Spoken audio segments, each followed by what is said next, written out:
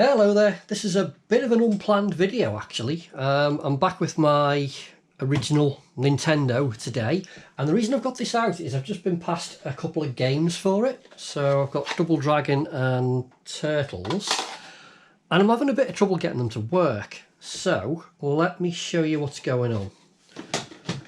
So if I put the Double Dragon game in and switch it on, you'll notice I've got a flashing red light, so that's not good. The Turtles game was doing that as well, and something else. I'll show you this one.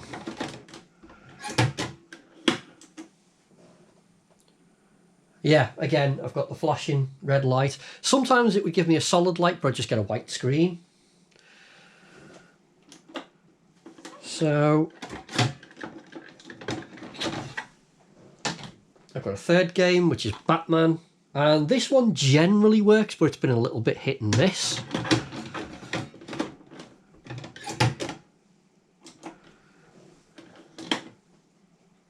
No, that's giving me the flashing light as well. Interesting. Okay. Now when I compare it to the backing game that came with it, which is the Mario Brothers Duck Hunt cartridge,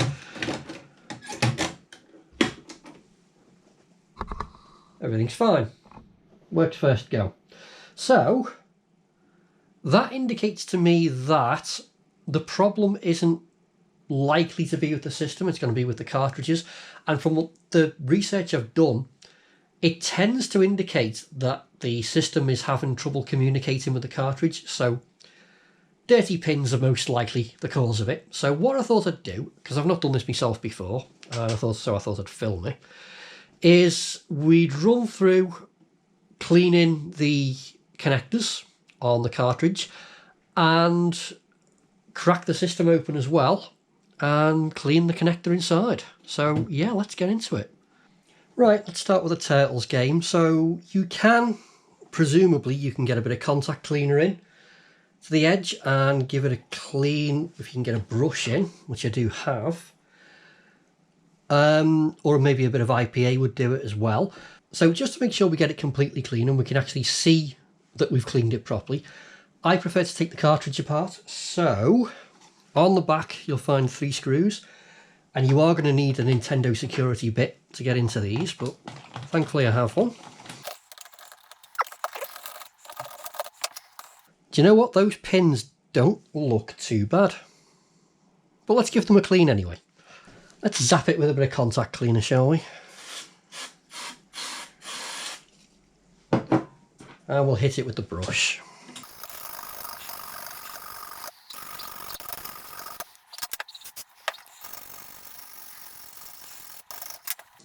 Actually, I've got a microfiber cloth as well, so let's douse that a little bit.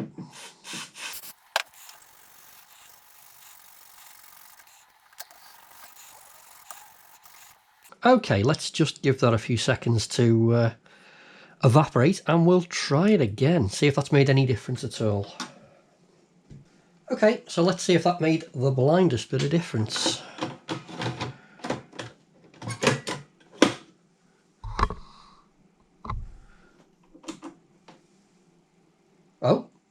Oh, there we go.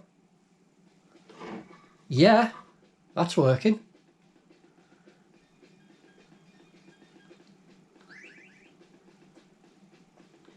Excellent. Well, there you go, that was an easy fix. Can we do the same with Double Dragon, I wonder? Ugh. Okay, I've just been run over. Yeah, whatever. Do the same thing with Double Dragon.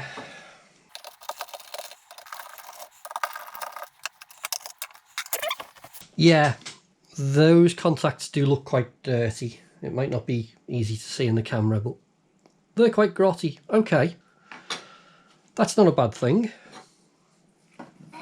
Let's see if we can clean it up.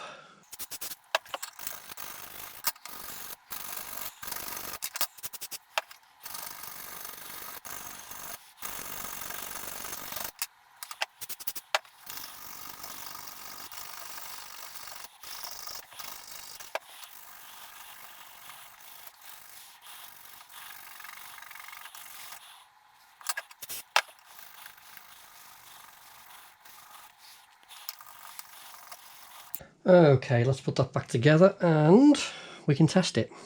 Right, test number 2 for Double Dragon.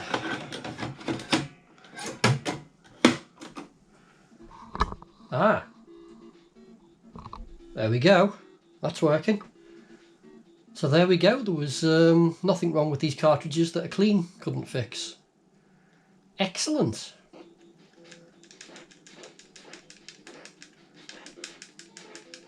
Ugh. Okay, that's great. I mean, the games are working now, but just suppose we cleaned our cartridges and we were still getting the same error. Well, it could mean that we've got dirty contacts on the cartridge slot inside, and that is a little bit more involved to clean. And I've never done one before, so we'll learn together, shall we? So what do you say we dig in and we clean the cartridge port? Yeah, let's do it.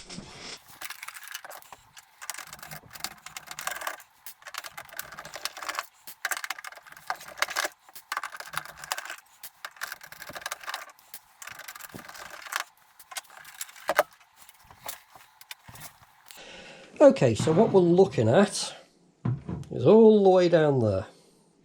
So let's take this RF shield off.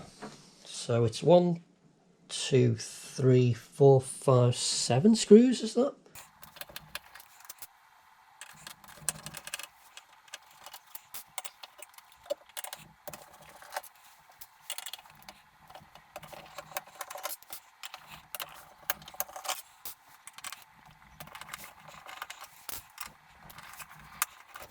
Right.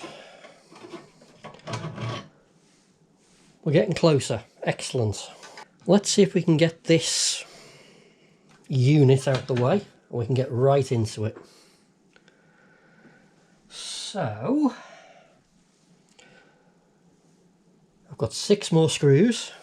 Just before I remove them, I just want to make a note that I've got the gold brassy coloured screw at the back and the silver at the front. So I'll make sure I put them back in the same place, and that's the same for both sides.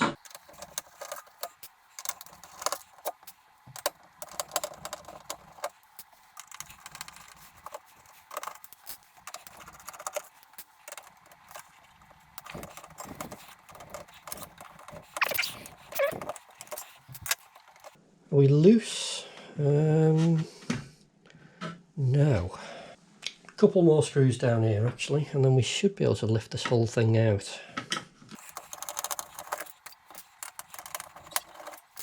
There we go. Right, now we're getting somewhere. Another RF shield, so if I remove that, if it'll remove, you see we're getting complicated now, aren't we? No, I've got 2 multi-plugs here which will need removing before the shield will come away. Okay, that's fine. Oof. We do these things carefully and gently, and then we don't break anything, do we? At least that's the plan. Now what's holding that in now? Absolutely nothing. Wonderful. Okay, there we go. That'll separate. Excellent. And that leaves me with an edge connector, which should pop off the board, he says. That's a tight fit. There we go. And there's that. So we now have access to clean here, we can clean here, and we can clean on the board here. So after we've done all that, we should have a very good connection.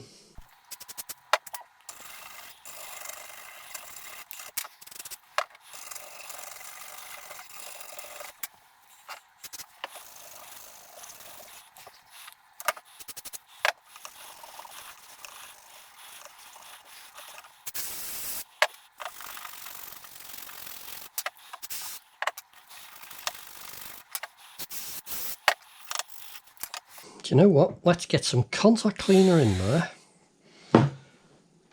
and then let's use a cartridge just to work that backwards and forwards a little bit.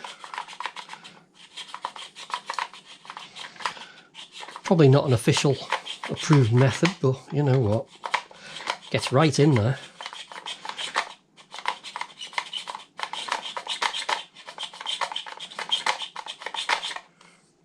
Okay, let's let everything evaporate and then we'll get it back together. Does anybody remember how this thing went together? Right. This is all still a bit wet, but that's fine. It'll evaporate.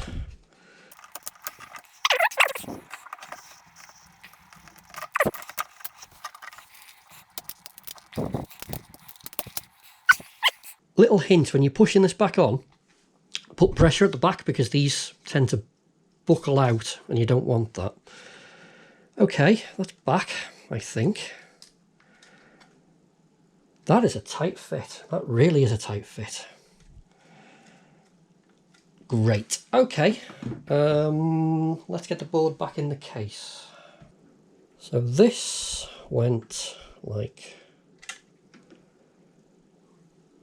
that, I believe. Yep. I won't plug these in yet until I've got the RF shield back in.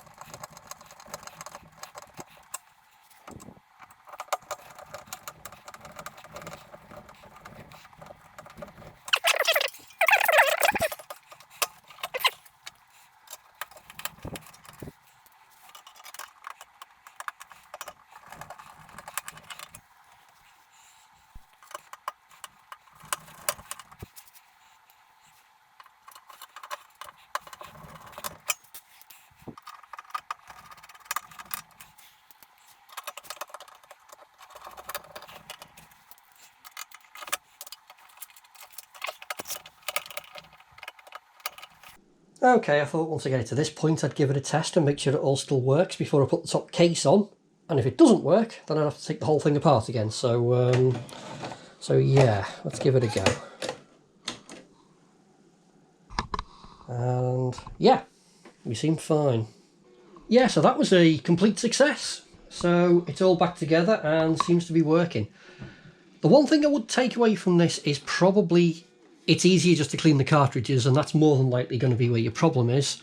Maybe not with the edge connector, but if you want to give that a clean as well, that's how I did mine, rightly or wrongly. It's a little bit of a tear down, but you know, all in all, it's not that difficult, and it doesn't take that long. If I wasn't filming it, I probably could have done the whole thing, disassembled, cleaned them back together in 10 minutes. So yeah. Oh, one thing I did notice, let me try and see if the camera will pick this up. It may or may not, but on the top I've got my Mario Duck Hunt cartridge, which is what came with the system, and below I've got I think it's the Double Dragon game. The board for the Mario cartridge is noticeably thicker than the other board, so I imagine that would give it a bit of a better connection, because it's probably pushing harder on the springs. I don't know. It's just something I've noticed. In theory, it shouldn't really matter, but yeah, I thought I'd mention it. Anyway, there you go. So if you have a Nintendo with a flashing red light, hopefully this video will help you resolve it. So as always, thanks for watching, and I'll catch you on the next one. Bye.